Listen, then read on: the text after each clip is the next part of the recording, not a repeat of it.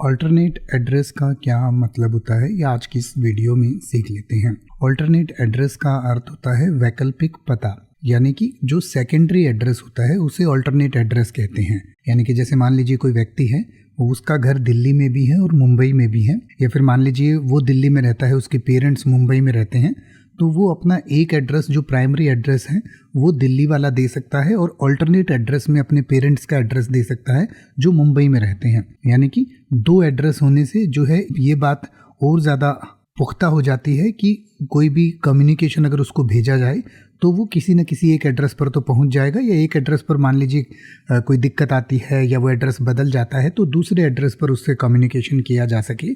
तो इसीलिए कई बार प्राइमरी एड्रेस के साथ साथ वैकल्पिक एड्रेस यानी कि ऑल्टरनेट एड्रेस भी पूछा जाता है।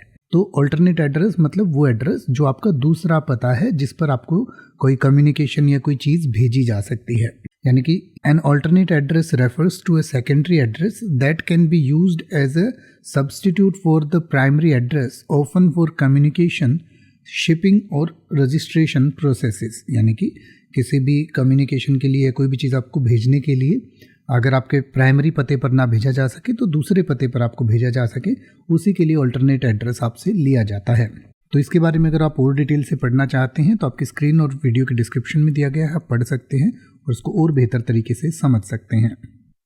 अब आप किसी भी वर्ड का मतलब हिंदी और इंग्लिश में YouTube पर सर्च कर सकते हैं, आपको मेरी वीडियो मिल जाएगी जिसमें आप बिना किसी फालतू बकवास के सीधा उस वर्ड का मतलब समझ पाएंगे। तो ऐसी ही वीडियोस को देखते रहने के लिए चैनल को सब्सक्राइब करें और बेल आइकन को प्रेस करें।